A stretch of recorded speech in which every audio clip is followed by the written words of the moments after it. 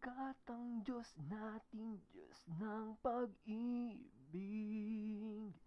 magmahalan tayo't magtulungan. At kung tayo'y bigo, ay huwag limutin na may Diyos tayong nagmamahal.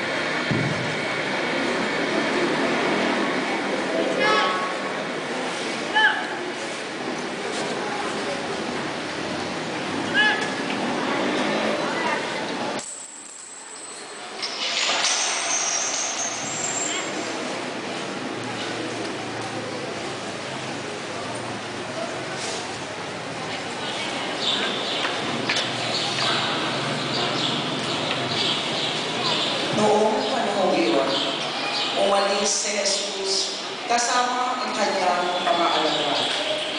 Pumunta sila sa ibayo ng Bati Cedron at pumasok sa isang halamanan doon. Ang lugar na ito'y alam ni Judas na nagkalulog sa kanya, sapagkat madalas pagpunta roon sa Jesus at ang kanyang mga alagad. Umaroon si Judas kasama ang ilang bantay sa templo at isang pangkat ng mga kawal na padala ng mga punong saserdote at mga Pariseo. May dala silang mga barol, sulog at sandata. Alam ni Jesus ang lahat na mangyayari sa kanya, kaya't sila'y sinalubong niya at tinanong, "Sino ang hinahanap ninyo?"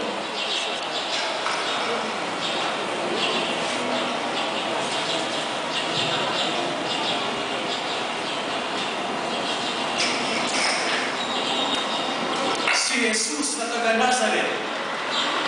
"Ako si Jesus." kaharap nila si Judas na nagkalunod sa kanya. Nang sabihin ni Jesus na siya na, napaurong sila at nabuwal sa lupa. Muli siyang nagtanong, "Sino nga ba ang hinahanap ninyo?" Si Jesus na taga Nazaret. Sinabi ko na sa inyong ako si Jesus. Kung ako ang hinahanap ninyo, hayaan ninyong umalis ang mga taong ito. sinabi niya ito upang matupad ang kanyang salita. Walang napahamak kahit isa sa mga ibinigay mo sa aking Ama. Pinulot ni Pedro at Simon Pedro ang kanyang taba at tinaga ang alipin ng pinakapunong saserdote. Natigpas ang kanang tainga ng alipin yaon na ang pangalay Malco. Sinabi ni Jesus kay Pedro, Isulong mo ang iyong taba. Dapat kong inumin ang kalis ng paghihirap na ibinigay sa akin ng Ama. si Jesus ay pinakip at iginapos ng mga bantay na Hudyo at ang pangkat ng mga kawal sa pamumuno ng kanilang kapitan. Siya ay dinala muna kay Anas na biyanan ni Caiphas na pinakapunong saserdote ng panahong yaon. Si Caiphas ang nagpayo sa mga Hudyo na mas mabuti para sa kanila na isang tao lamang ang mamatay alang-alang sa bayan. Si Simon Pedro at ang isa pang alagad ay sumunod kay Jesus. Kilala ng pinakapunong saserdote ang alagad na ito. Kaya nakapasok siya kasama ni Jesus sa patio ng bahay ng pinakapunong saserdote. Naiwan naman si Pedro sa labas ng pinto. Lumabas ang alagad na kilala ng pinakapunong saserdote. Kinausap ang dalagang nagbabantay sa pinto at pinapasok si Pedro. Si Pedro ay tinanong ng dalaga. Hindi ba't isa ka sa mga alagad ng tao iyan? Sumagot si Pedro. Hindi. Maginaw noon, kaya't nagpabaga ng uling ang mga alipin at mga bantay at tumayo sa paligid ng siga upang pagpainit. Nakihalo si Pedro at nagpainit din. Si Jesus ay tinanong ng pinakapunong saserdote tungkol sa kanyang mga alagad at sa kanyang itinuturo. Sumagot si Jesus. Hayagan akong nagsasalita sa banla. Lagi akong nagtuturo sa mga sinagoga at sa templo ng mga Hudyo. Wala akong sinabing palihim. Bakit ako ang tinatanong ninyo? Ang tanongin ninyo ay ang mga nakarinig sa akin. Alam nila kung ano ang sinabi ko. Pagkasabi nito, siya'y sinampal ng isa sa mga bantay na naroroon. Bakit mo sinasagot ng ganyan ang pinakapunong saserdote? Sinagot siya ni Jesus. Kung nagsalita ako ng masama, patunayan mo. Ngunit kung mabuti ang sinabi ko, bakit mo ako sinampal? Si Jesus ay nagagapos pa noon ay ipinadala ni Anas kay Caiphas ang pinakapunong saserdote. Samantala, naroon pa rin si Simon Pedro at nagpapainit. Siya ay tinanong nila. Hindi ba't alagad ka rin ng tao iyan? Sumagot si Pedro. Hindi. Tinanong naman siya ng isa sa mga alipin ng pinakapunong saserdote. Kamag-anak ng lalaking tinigpasan niya ng taina. Hindi ba ikaw ang nakita kong kasama ni Jesus sa halamanan? Muling itinatwa ito ni Pedro. Siya naman ang pagtilaon ng manok.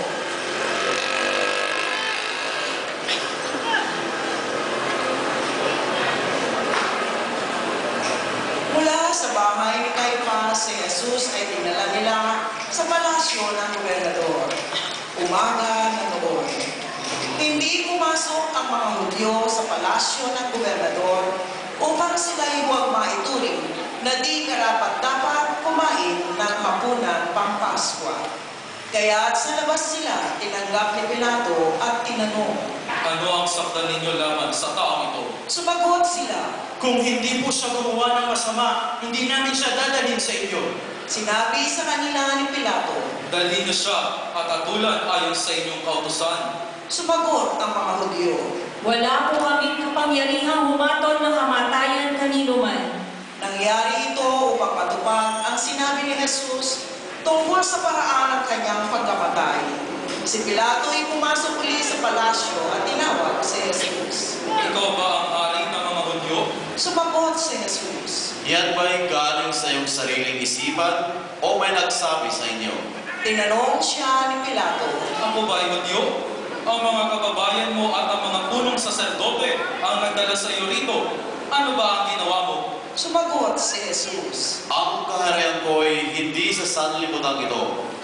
Kung sa sanlibutan ito ang aking kaharian, ipaglaban sana ako ng aking mga tauhan at hindi na ipagkanulo sa mga Hudyo.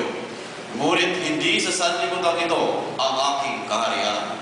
Kung gayon, isa kang hari? Sumagot si Jesus. Kayo na ang nagsasabing ako'y hari. Ito ang dahilan kung bakit ako'y ipinanganak at naparito sa sanlibutan upang magsalita tungkol sa katotohanan. Nakikinig sa aking tinig ang sinumang nasa katotohanan. Tinanong siya ni Pilato. Ano ba ang katotohanan? Pagkasabi nito, muling lumabas si Pilato at sinabi sa mga Hudyo. Wala akong makitang kasalanan sa taong ito. Ngunit ayon sa inyong kaugalian, dapat ako magpalaya ng isang bilanggo kung araw ng Pasko. Ibig ba ninyong palayain ko ang hari ng mga Hudyo? Si Barabas ay isang tulisan.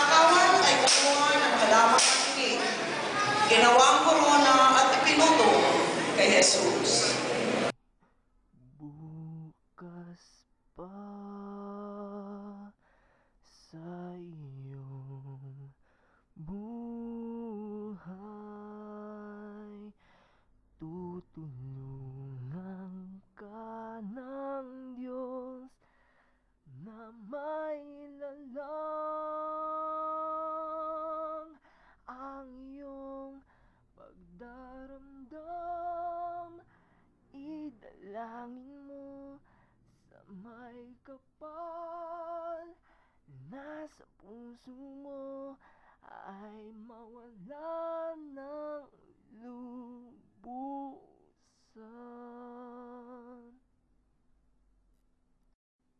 Pagkat ang Diyos nating Diyos ng pag-ibig, magmahalan tayo't magtulungan.